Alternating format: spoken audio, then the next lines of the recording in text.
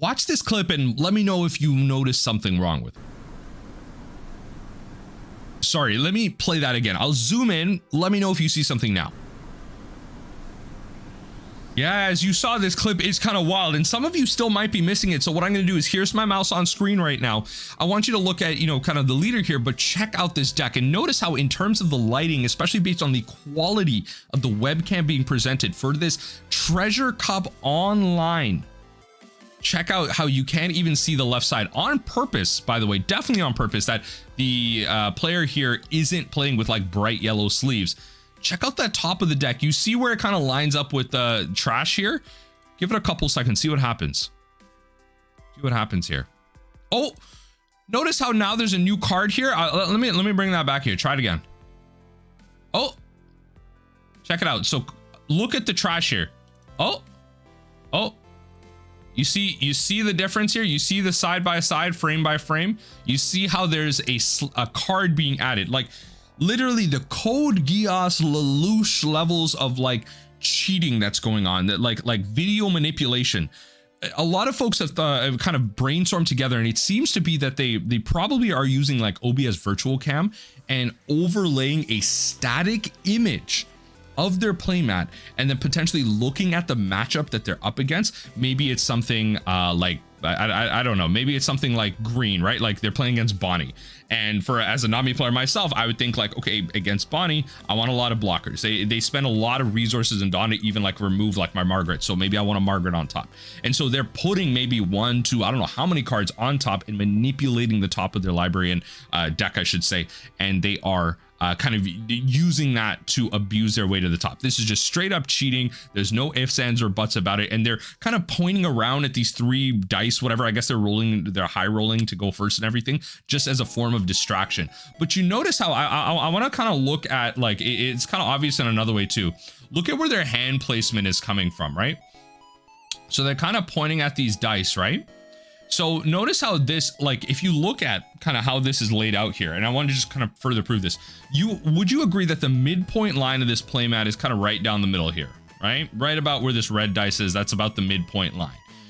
Why is it that their left hand is kind of at a bigger angle, but their right hand is kind of at a straighter angle? It's almost like they're trying to avoid going into putting any body parts on that whole left side, from our perspective, the left side, from their right, of that screen, because again, they probably put an overlay over there to put a static image of their deck in there so that they don't show that that's happening or anything. Like, that's absolutely insane.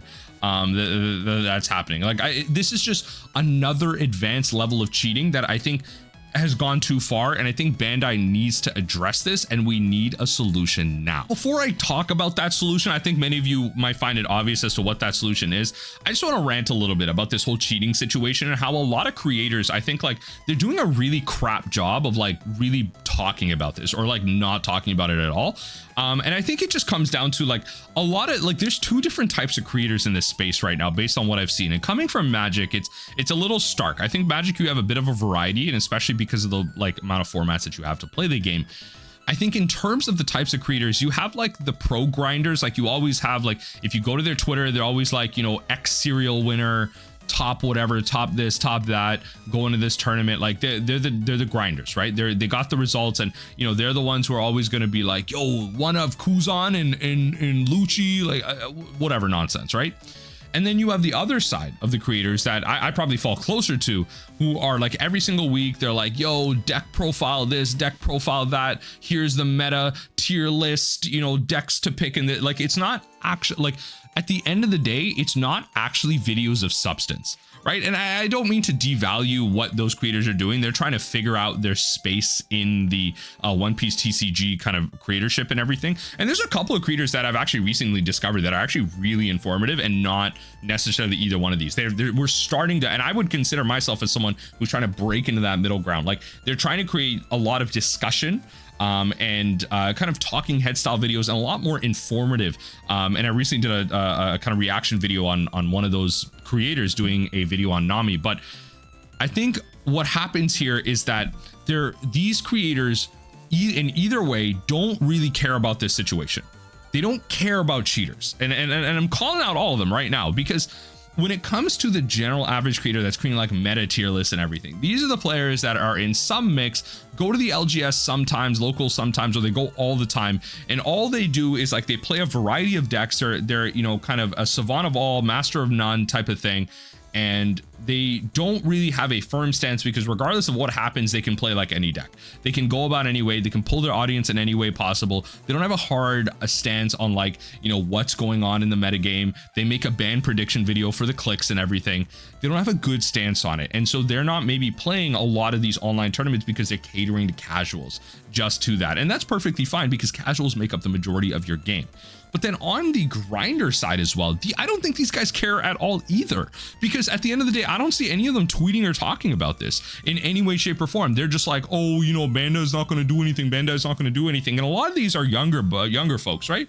Like they're like 25 and under. I'd say a lot of them, based on like, you know, the amount of tweeting and everything, and because they're the ones that don't really have those like large life responsibilities. They don't have like bills to pay like that. I'm making a generalization here. Maybe some of them do, but a large majority of them be living with their parents. They don't got a lot of bills to pay. They're, you know, they're working, they're going to school, they're saving up some money, they're going out to travel to these big events. Like, great, good for you. You're living the dream, and I'm happy for you. You also have like kind of a soft moral obligation to help better the game that you're, you know, reaping the rewards from, that you're going to these tournaments, you're winning your cereals from. Like, you have a kind of responsibility to the community to not just provide like your deck profiles of why you think a 2 of X card is absolutely meta breaking in this list. Like that is only like, these are all catering to different groups, but not to all. You have a moral obligation to make content and make commentary on things like this that have a bigger, that draw a bigger audience and actually lead to change. And again, people are talking about how their voices don't matter. Like, if they did this, Bandai wouldn't change. I'm pretty sure that if we got the community riled up, like I'm trying to do right now, about this cheating situation, because all we do is like tweet about it, you know, kind of talk about it for a little bit, and it disappears. Like, we all know at the end of the day that webcam events are these large cesspools of like these cheating grounds. And now that we have this like new advanced level of cheating going on, like, what's to stop people from getting more and more creative? Like, yeah, you should be kind of recording your games all throughout, but like, it doesn't mean that folks aren't going to get better. And especially in this specific example that I showed off, like, this person's lighting was absolutely awful. And a lot of people playing webcam events, like, on average, have better than normal equipment, I would say, because you have a mic, you have a webcam, you have a stand for it, you have probably some type of broadcasting software because you're going onto Discord and everything. Especially this person, like, I see kind of like a mid-tower case, like off to the side. It's probably a gaming case. Like, they probably do some gaming. They have some hardware capable of more. And so these people generally are able to record, but a lot of people don't catch it. It's really hard to catch something like that, like a card being added. Like, it's a lot easier to catch like under the table when someone gives you a card from under the table. Like, it's a lot easier to catch things like this, but not this example that I brought up here. And that is where I, again, call out the community. A lot of these grinders, a lot of these casual players make videos about this actively. Bore it into people's mind. Get your audience mad that you are posting about cheating, because we need to be vocal with our dollar and vocal with our messaging and our content about the cheating situation, and therefore a lack of an online digital client. And you know what? Many of you out there have heard me sing the same old song and dance, but it truly is the only way. Because, you know, the big argument that I hear from people is like, oh, I gotta buy my cards again. Oh, bull crap. Y'all have dropped the plot. Y'all are really missing the plot on this one, because we are past the point of late stage capitalism where you know, there's so much more low hanging fruit that y'all can be complaining about, but y'all are mad that just because, you know, you spent all your money buying your Altart Sabos, that you don't have the money to rebuy your Lucci deck online. Oh, come on. That's a first world problem. Grow up. Okay, like, you can afford to buy your new deck online. Now, of course, if Bandai makes it prohibitively priced, you speak with your dollar. You don't purchase those cards. You let the client fail, and then if they let the client fail, you let the game fail. Don't play the game. Be vocal with your dollar as to how this game succeeds. Stop buying these alt arts. Stop turning this into a lottery system, a collectible card game, because this should be a trading card game. This should be one that you kind of play towards. This is one that is meant to be played. These aren't baseball cards. It's not just about how expensive the cereal is that you won. It's also about your winnings, your, you know, kind of the plays, the meta of each of the decks. It's important to be able to go onto these online clients to be able to play and access this game, because webcam events at this point are past the point of accessibility. It's not accessible anymore, because even though you're able to play it, you're just going to have cheaters everywhere, and you constantly have to be eagle-eyed and hawk-eyed, because honestly, there are plenty of examples of, especially in Magic the Gathering, live coverage in paper events, people cheating. There's plenty of examples of that. And there's plenty of examples of people on the border. Maybe they didn't mean to cheat, but the action they took kind of could be misconstrued as cheating. There's so many ways that things like this can happen. And I imagine this example specifically that I'm highlighting in this video is not an example of an accident, I should say. This is probably intentional. And then, you know, they kind of added a card on top, removed the freeze frame, which is why, again, in an online digital client where you're able to put in security protocols and maybe have that kind of system built in where you can check if something is accessing the digital client, then you already have that security in place. Because for many of you that know, it's not a coding upheaval as much as people think, because there already is a base for it. If you go onto the Apple Play Store and Android Play Store, you are going to be able to find a already baseline tutorial client for the One Piece TCG. That's right, the base for the game is actually already coded. It's got some animations, it's got some sweet menus and everything, but you can only play against bots, of course. But there is a digital platform for it. I mean, forget the Sim. The Sim and Batsu, they are single-handedly holding this game up. And I'm gonna be straight up with you. If the Sim was to be taken down, this game dies. That is objective truth. That is objective truth, because people lose their way to access this game. There's a lot of people out here that only play the budget decks, the casuals especially. They only play the game through accessibility on the Sim, and even the Sim is a little bit unintuitive as well. They're like the way you update it and all that stuff. It can feel a little outdated and not updated, and a lot of people do not like it. But a lot of people access the game through it primarily, and that's just unfortunately the way these things are, because you need to provide accessibility with the way kind of life is evolving right now, and with, you know, kind of the state of the world. You know, more people are working, they're spending less time with their hobbies, these things are becoming more expensive. So having these digital clients where maybe they can spend a couple spend a couple hundred, maybe less than 100 on a budget deck, and hop on, play in between, you know, kind of play in lunches during work, play on their commute, on their phone, like whatever it might be. These are the ways that they access the game to kind of enhance some of their life situation. Not all of us are, you know, kind of 22, 23, hopping out, going to regionals, going to worlds and everything. We don't all have those resources. Some of us got bills to pay and responsibilities to do,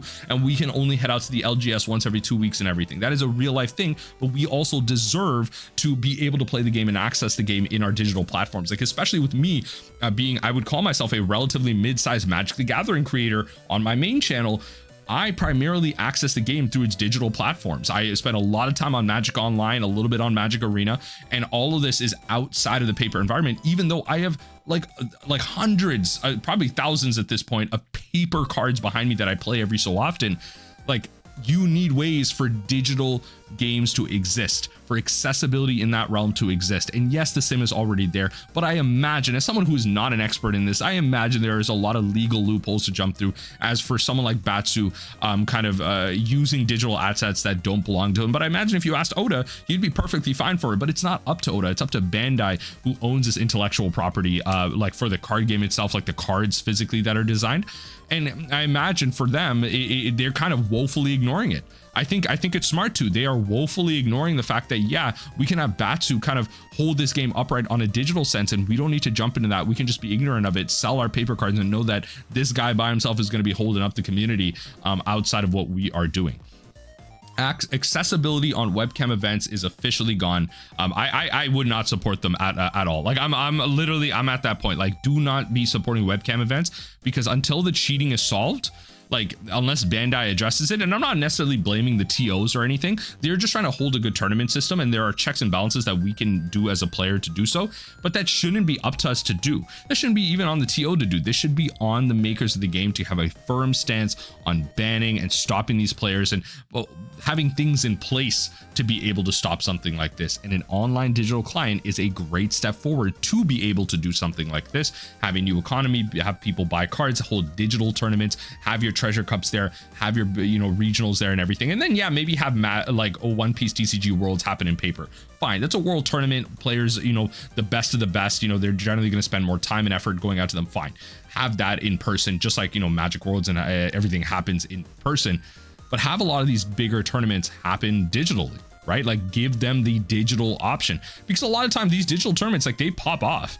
They really do, because a lot of people, right, like they you know, put aside some time. They don't want to travel out. They're stuck at home. Maybe they gotta take care of a kid. They're looking after a loved one or something, and they can pop in for some games, you know, maybe pause a little bit and head over, help that person out, come back and continue playing. Like all this stuff is a thing that's important for accessibility at this point. And again, complaining about the prices of digital cards, unless they are exorbitant, like if they are, like, I'm gonna be honest, like a couple $100, if you spend $100-200, right, almost similar, slightly less price to what you did for your paper deck, I think that's perfectly fine. That shouldn't be an elitist take. You know why?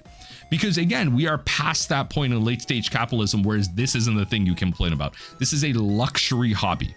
This is a luxury hobby. If you only have $50 a month to spend on this game and you're trying to build a deck, like, I don't know what to tell you. It's just, it may not be the situation for you. Go play Magic the Gathering or another TCG that has more formats and ways to play, that has more budget-friendly ways to access it. You just can't access this game. That's the reality of the situation, right? And I don't mean to be purposely mean here, but again, there are more prevalent issues that you should be going out and talking about and discussing and putting your own energy into, and not necessarily the price of like online digital clients, if they are accessible. That is a big caveat there. If they are exorbitant in price, they are not accessible, they have really predatory practices, then as I mentioned, talk with your dollar. Don't purchase those. Don't go out on the client and speak to Bandai that way. Don't play their game. That is the simple way to do it. We have a lot of control as a consumer to what Bandai does to this game. We can let it die, we can let it do whatever. You just don't purchase Bandai games. Like a lot of people, like they fall in this trap. They're like, oh, people are going to play the game anyway, blah blah blah. And that is why, again, as content creators, we have our obligation to talk to these people, to put our voices out there, to make sure it is heard that we're not okay with these cheating, we're not okay with crazy high prices, we're not okay with a lack of reprints. We need to put our voices out there, and these creators, both, you know, kind of the casual caterers and the competitive caterers, they're doing a crap job, a really bad job of calling this out right now. And again, I'm calling y'all out. Y'all spend too much time on nonsense, like creating tier lists and everything. Like, fine, I guess the casuals will click it and get views. Y'all spending too much time practicing and everything. Like, y'all can get your wins. Make the game you're playing better for the general audience, so that when you get to play, especially as a grinder, wouldn't you want to get better? Don't you want to play against better opponents, play better, learn the game better? Or do y'all just want to curb stomp, just like casuals, first couple of rounds, play one game of a challenge and win that way? It's kind of crap. Just shows you're a bad player, to be honest.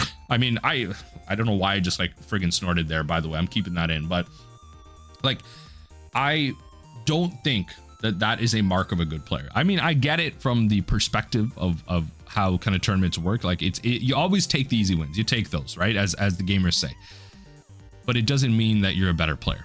And I think there's a lot more obligations that we have than just winning serials. We should be stopping cheaters. Cheaters are scummy people. Y'all know my just kind of stance on that. But we should also be promoting an online digital client. Go on their Twitter, comment on their Twitter posts. When are you making a digital client? When are you doing this? Just spam their comments right now. Honestly, that's my call out of this video.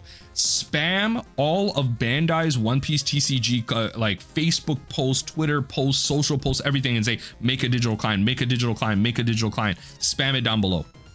You should be, because as a consumer, we have a right to get what we want, because this is their service that they're providing to us. They follow our feedback, we consume it, and if you don't make us happy, we're just not going to play the game.